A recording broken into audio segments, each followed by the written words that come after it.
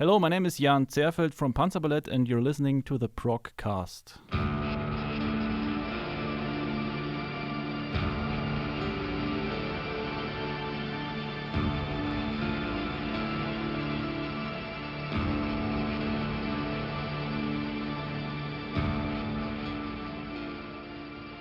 Welcome back to another episode of the Progcast, and with me in the new Stewis studio here in Munich is Jan Zehrfeld from Panzerballett, and it's great to see you, Jan, because it's been a while since we've seen each other.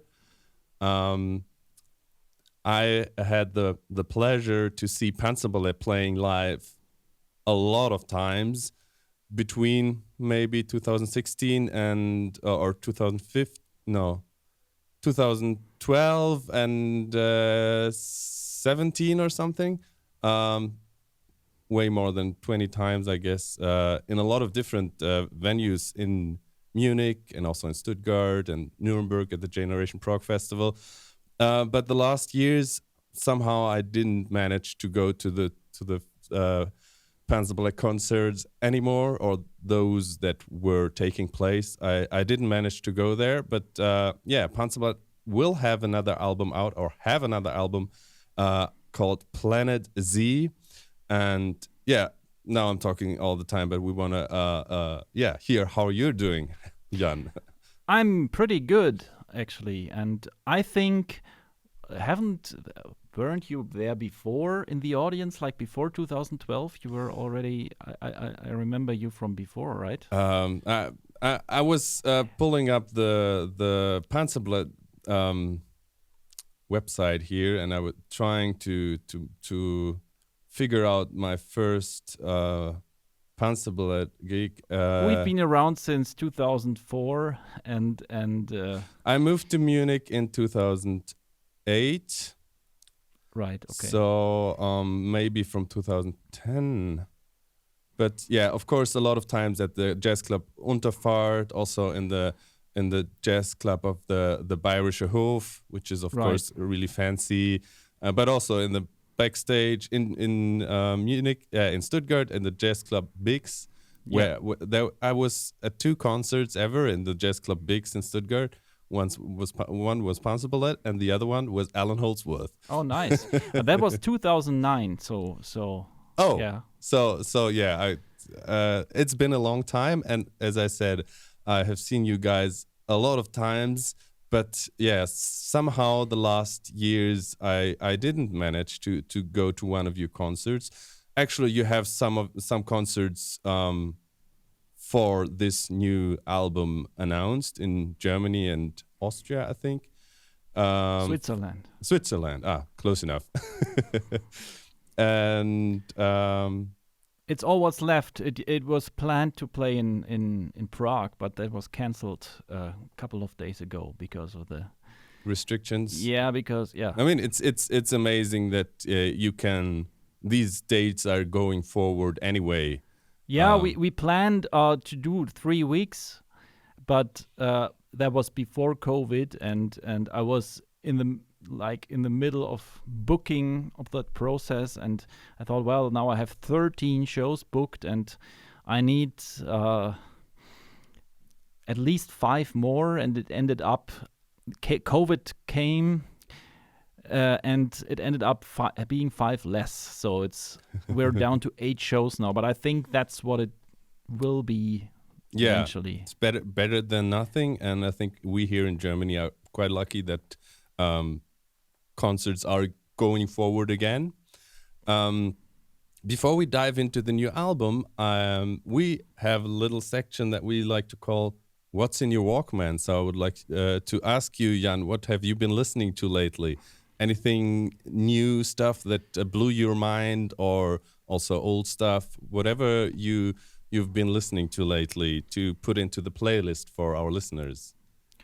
I've been listening to Sungazer lately. That's Adam Neely's band. I discovered them when I was at NAMM show in LA, and they played at the venue in LA. So and it was very spontaneous. I went there, and there was very surprised, or it was very how to say, inspiring, and the Adam's concept is awesome. So it's an amazing live act as well. So I think there is hope in the future of music if you listen to bands like this. Yeah. Bands like this, Adam Neely. I'm kind of waiting for something in my memory to kick in, but the name is not that familiar. Okay, maybe he's a YouTuber. I think he's New York based. Yes. He has now I made the connection. Okay, yeah. Thank you. All right, that's sounds really intriguing. I've been listening to some other jazzy prog stuff in this week, because I'm also interviewing Derek Sherinian this week, so this is kind of the Progcast Jazz Week. And the two bands that would have fit with Panzerballett the most, I already mentioned in some episodes earlier. That would have been Earth's Yellow Sun and another German band, which name eludes me now. Maybe I will come back to that later. But yes, one of the guests on the new Panzerballett album is Marco Minnemann, who is known for his drum prowess, of course. And that reminded me that I really liked the Pitts Minnemann project he did with the keyboarder Jimmy Pitts and a Fountainhead, Berlin-based guitarist and producer, and I really like that album Psychic Planetarium from 2016, and I'm gonna put this song Imaginary Numbers from that album. And a year later there was an album from a project called Nova Collective with people from Haken and Between the Buried and Me, and Cynic, I think, the drummer, collaborating, and that was a really cool album called The Further Side. And I'm gonna put the song Dancing Machines from that album, and I hope we're gonna see another album from that project as well. And in 2018 the keyboarder Vikram Shankar put out his solo project, more or less, Lux Terminus, mostly also instrumental prog fusion stuff, and the album was called The Courage to Be, and the song Electrocommunion is just like some cool stuff. That's gonna be all in the playlist, plus a Panzerballett best of course. But now of course we want to know all about the new Panzerballett album Planet Z. Yeah, how was the recording and production process for this album? Was it different to the previous ones? Yeah, it was different. It's a different album in several ways. The main difference is that we have several drummers on it. So up to that point, there was only one drummer. It was Sebastian Lanzer, but Sebastian and me, we decided to take a break because Obscura, he played with them. He used to play with them, and it was very busy with them, and also wanted to do a solo project. And we decided, let's take a break. And I thought that this is an opportunity to work with other drummers that I always wanted to work with. So several drummers. I thought, well, maybe not one, not two, maybe let's do 5 drummers or 6 maybe. And it ended up with all these great drummers. And of course, every drummer had to record himself. It was impossible to get everyone to come here and record at the studio as we used to do it. Everyone had his own studio or whatever home studio set up, and that was the main difference, I would say. everything else was pretty similar. So I recorded the guitars as on the last albums, everything at home, and I also played bass this time, and well, the saxophone players, there are also guests. They also recorded themselves. So it was basically something homemade. Not the only one track was recorded in the studio where it was mixed. There was Michael Lutzeyer on No One Is Flying the Plane. He improvised the solo in the studio, but that was the only thing. There was actual studio recording at the studio.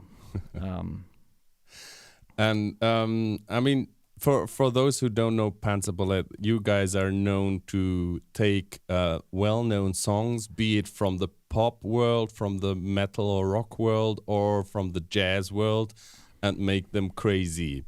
But you also had the occasional original song as well. How's it looking on the new album? Is there more crazy cover versions or more original stuff, or what can we expect? It will be more original stuff, but it's the majority of tracks is not composed by myself. It's by other composers who wrote something for Panzerballett, and several composers, and some of them already did, like Martin Meyerhofer. He composed. He used to. It was back in 2009. He composed Bird Wild Web, and he composed Frantic Nerve Song Massacre on Breaking Brain, and now that's his third contribution. But there are also other very top-notch composers, I would say, who I got to know, or who approached me about this in the last couple of years, and I collected all ideas of them. And when it was time to do the next album, I came back to it and worked on what they gave me. I had to rearrange some stuff because some of it was not yet. Some of it was not yet there where I wanted it, but on others, I have a former student. I'm teaching at the Pop Academy, and I gave him a homework. It was about what I like. My favorite homework is giving them the stereo funk interlocking, stereo funk Verzahnung. That's my favorite homework. I show them an example and they have to do their own. And he came up with something awesome. It was so good. I thought, wow, that guy has awesome ideas. So I told him, if you ever want to compose something for Panzerballett, I think it was in 2014 back then, please do. And then it was time to approach him again, and in the meantime he became a film composer, and wow. He wrote that track Coconut, which is quite crazy as well. It's maybe the most genty track, I would say. It's like this gent metal. It has a little bit of this vibe to it, but still it sounds like Panzerballett. Yeah, that reminds me of the song Andy Lind composed for Hartgenossen, your third album. Yeah. That was Weary Eyes, which I always thought was really, really genty. But Andy Lind is playing again on the song before Coconut. Exactly. Yes, and it was like the album was already done, almost done.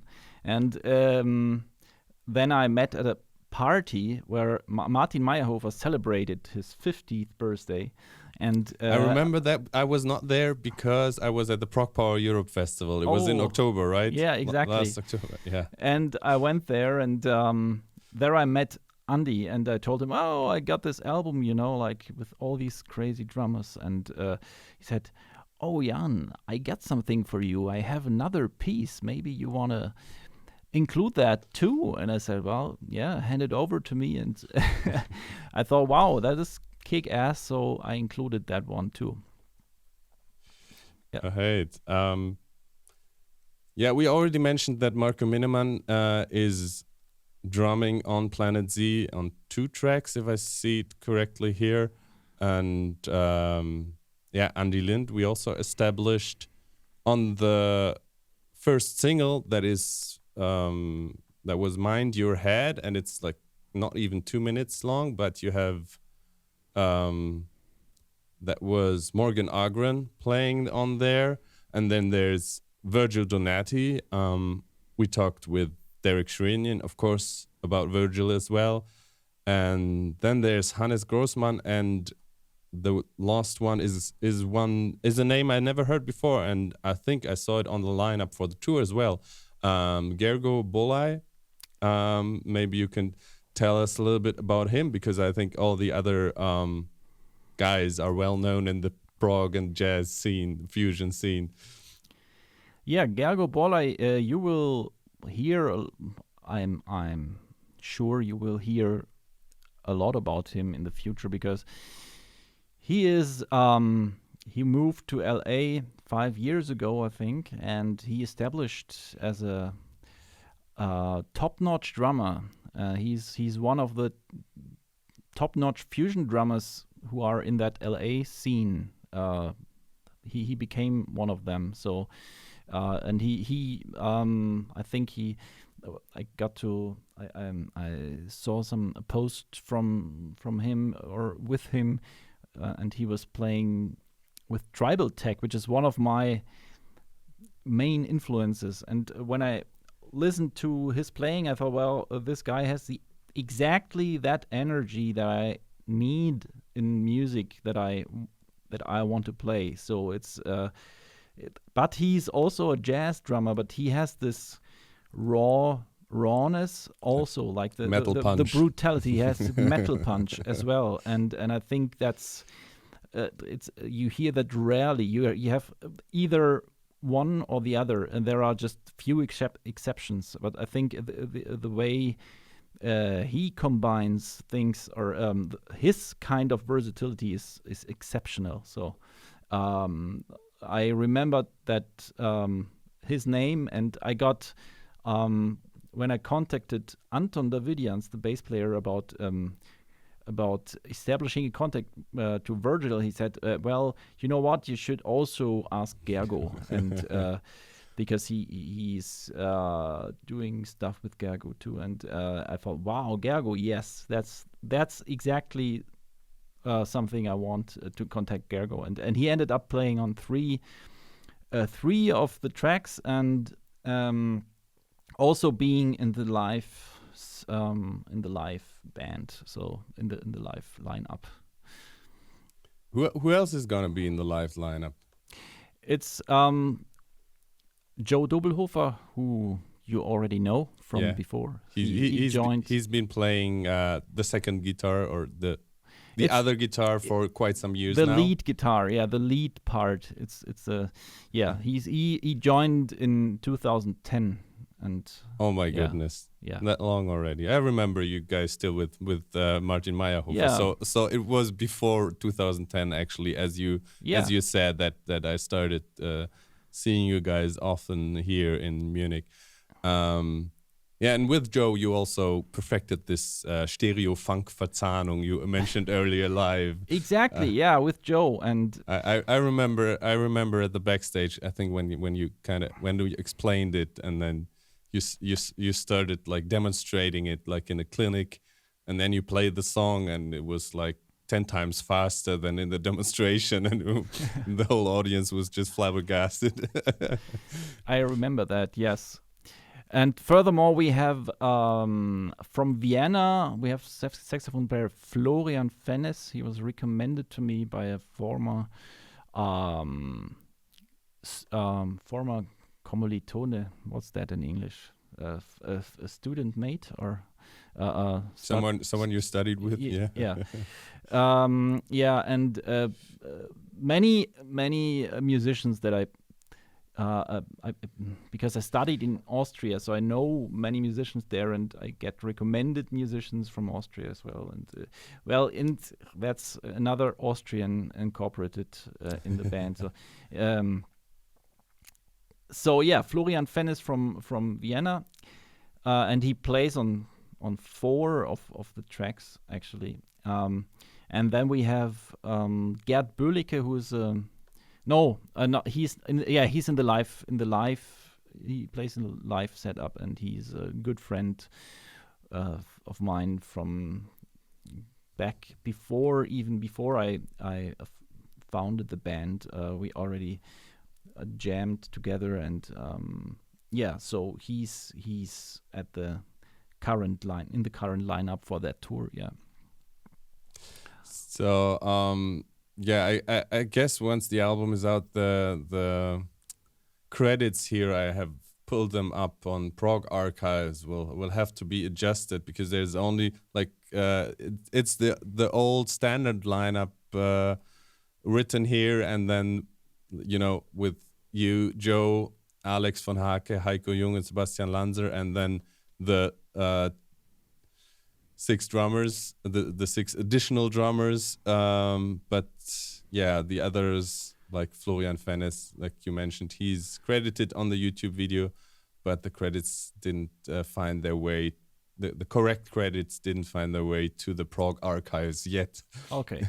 Yeah, well, the lineup is changing. We went because some might be confused, but now we had a constant lineup for 8 years, and it turned out not to work with a constant lineup. I had to change to changing lineups, so we're at that point now since 2 years, having a changing lineup for both for live tours as well as for the albums. Yeah, last time I saw you was with that steady lineup still, but I can imagine it just became impossible with those, like Heiko Jung. He's like sought after session musician and super busy all the time, probably. Yeah, sure. As is Sebastian, and I think Alex von Hack is also in the jazz scene doing a lot of different stuff. Everyone's very busy, so hard to get them all into one spot. So, yeah. So, your approach, your Panzerballett, your Jan Zehrfeld approach is very, very unique to music, I think, and I was always curious, how did you come up with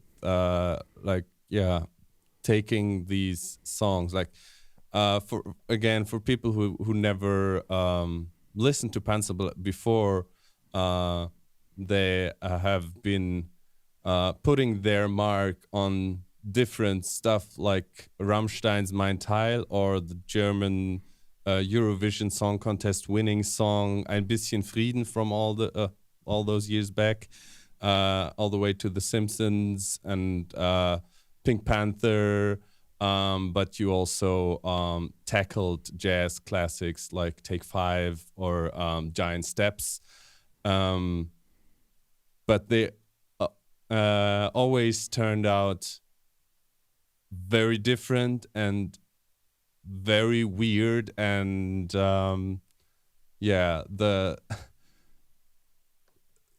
the one album title, Breaking Brain, was kind of fitting for this kind of music, and also the title of the new single, Mind Your Head. I was like, yeah, that fits with Panzerballett. But so when you take an existing song and you wanna make it Panzerballett, in German you say Verkrassungen, right?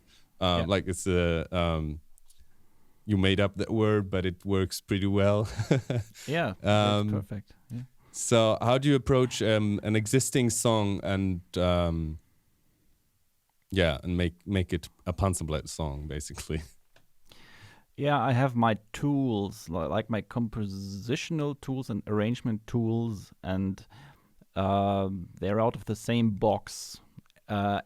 like the way I'm treating music is the same with my own originals and with the cover songs. It's in the first place you have the original. You have either the melody is very characteristic melody or a rhythm, and the initial idea comes from one of those things, like melody or rhythm or both, something that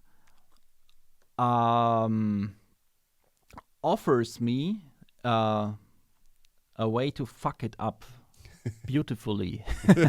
Yeah, so changing like one tiny little thing that makes it fucks it up, and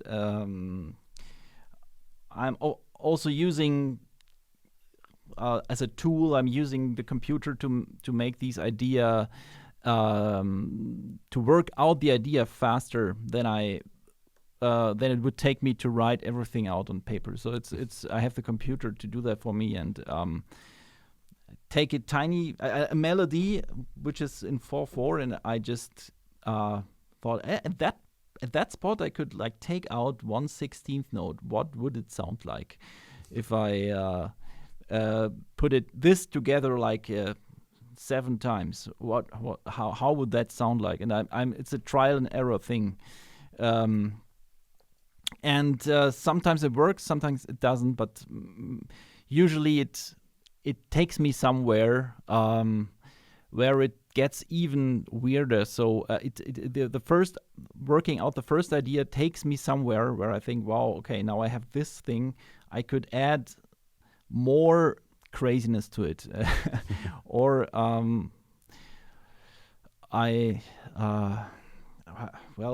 there are several things like this interlocking. The Verzahnung is something I like to use. I like to use polyrhythms, and I like to use... You like to use quintuplets? Quintuplets, septuplets. These are possibilities. In quintuplets, for instance, it's like you divide the beat into 5 even notes. So it's basically some ideas I changing. It is not erasing something, but adding 1 note to it. So like then you have in the original you have 4 notes per beat, and then you fuck it up by adding 1 note. That's another way to treat it. And it of course it takes time to get used to these rhythms, but and it takes years to get comfortable with them, but in the end, you turn into someone who finds everything else boring. Yeah. I can relate to that to a certain degree. Of course, I'm not that head deep in this music theory stuff like you. But listening to a lot of proggy stuff also tends to do that with your brain to a certain degree, as I said. But yes, sometimes you guys lose me because it's just too much. I just can't like wrap my head around it. What's going on? And I lose something to add to it. I lost the ability to I lost the ability to see it the easy way, and that's maybe sometimes it's a problem. But I tend to make it more complex than it should be, and so I end up in this complex world, and sometimes. It would be would relate better to the normal people if I did it the easy way, but I unlearned to do it like that. So I'm fucked. Yeah, the rock star is not it's not gonna be anytime soon that you guys become rock stars. Yeah, it's a pity, but well. it would be great to be, but I think not with this kind of music. But there is people who appreciate this kind of music, and you guys were supposed to play the Euroblast festival again after a couple of years. You played there before, but you were supposed to play again this year in about two weeks maybe. But as we all know, festivals this year are just not happening. But for now, you're reconfirmed for next year already. So that's something to look forward to, and hopefully it will go forward. And as we already said, there's going to be 8 live dates this October in Germany and Switzerland. And I can confirm firsthand what I wanted also to say about seeing Panzerballett live and seeing them live so many times. You would think it gets boring after a while, but the cool thing about your music is there's like the jazz element is so strong that of course you will have improvisation jams over the the solo section. And extend them and shorten them. So that's something very common in jazz, and that makes every Panzerballett live experience unique, of course, as opposed to most of the normal prog bands who have their like strict compositions or songs. With their verses and choruses, and most of the live shows are the same if they keep the same set list, not like Leprous, who used to have like 33 songs in rotation for one tour and play 15 different ones every night. But that's definitely one thing that's so cool about Panzerballett live, because you guys have this strong jazz part in your music, and that is also something I wanted to ask you. Is how does it feel different between like playing a jazz club and playing a metal audience? What's the difference for you? How do you feel a different reaction or a different vibe in the club? The jazz club is mostly people are sitting. And that's it has a different energy if they're sitting, and it's also the way you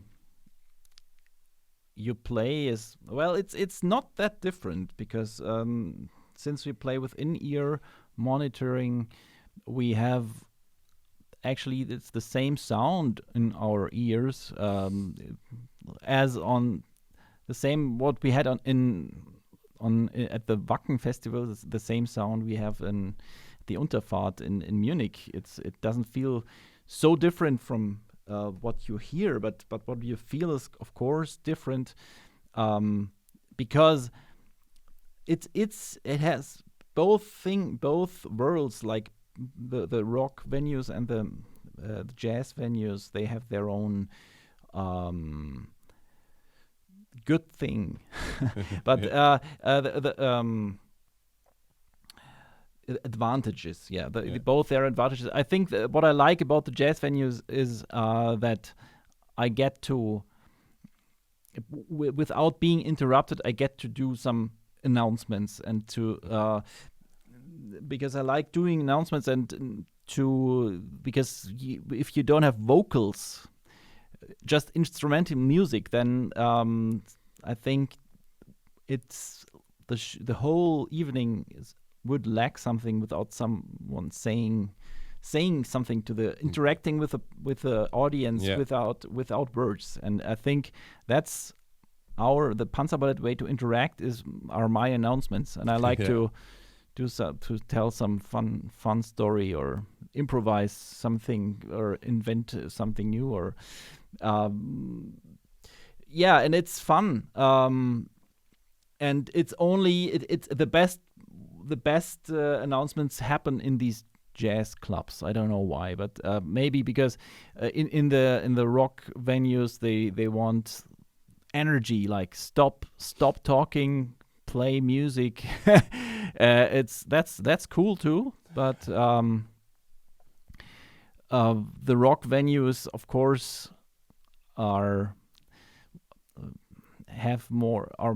bigger usually, and you have more space on the stage, and it's you feel like you have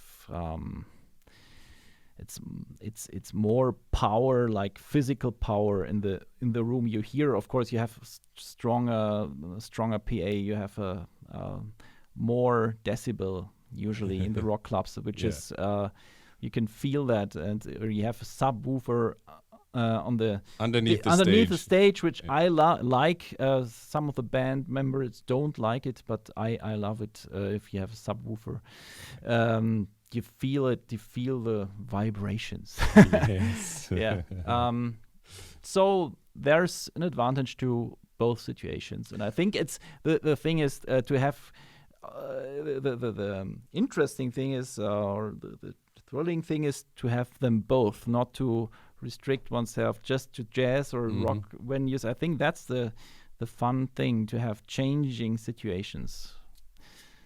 Yeah, very cool. And I just thought about the upcoming tour, which are probably mostly rock venues. And well, at least in Munich, it's the rock venue, it's the backstage. And do you know if they're gonna be seated? Because I've been to the backstage in August and September now 3 times, and it was always a seated, social distanced concert experience. So maybe, probably, I would guess that it's gonna be a rock venue and probably also a rock audience, but it's gonna be seated. So maybe it's gonna be a mix of the vibes. Yeah, that's I never thought it that way, but yes, actually that will be interesting. I'm looking forward to that, actually, to that Munich show. Me too, because I think I haven't seen you guys for 5 years at least. Okay. Yeah. And the backstage Werk is maybe it's a venue that we wouldn't play in without Corona, probably. Yeah. We would play in the club or in the Halle, in the hall, but not in the big hall. Yeah. So I'm looking forward to that. Yeah. Definitely. Me too. I'm looking forward to both listening to the album when it drops this Friday, and this episode will drop at this Friday as well. And then we're gonna see each other again in October, on the 9th of October, here in the backstage. Exactly. Thank you for stopping by in our studio. It was great to have after like my last personal interview with someone in the same room was on the 11th of March at the backstage venue with drummer Morgan Berthet from Mirath and Kadinja. And I had so many interviews these last months, all were over Skype and stuff, so it's cool to nice. Have someone reacting and seeing one's the face of your interview partner. That's really cool, and also to reconnect after so many years and see you again. Thank you, Jan, for being on the show. All the best with the release of the album Planet Z, out through Gentle Art of Music. Thank you guys for listening. Take care of yourselves, take care of your loved ones, and listen to great jazz metal. Yeah.